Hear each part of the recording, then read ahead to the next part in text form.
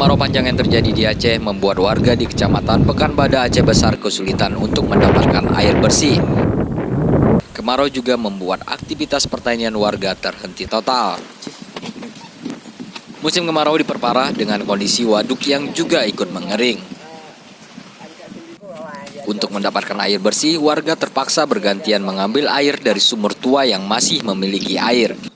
Padahal kondisi air tersebut sedikit berlumpur. Warga terpaksa menggunakan air tersebut untuk keperluan MCK karena sumur di rumah mereka sudah mengering.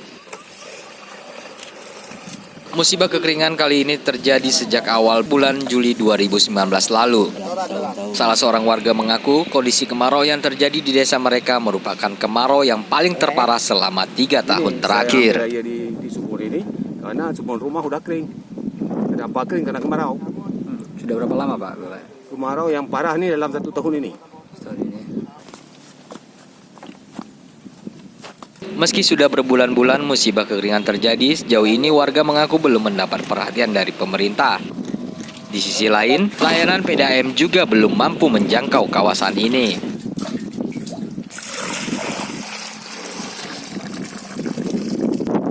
Pak Kecik kena iya mamnya masyarakat. Sampai jangan kena air bersih, air sawah pun ada.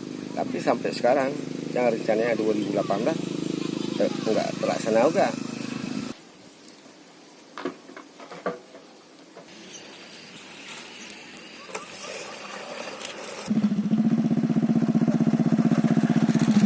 Dari Aceh Besar, Tim Liputan Haba TV.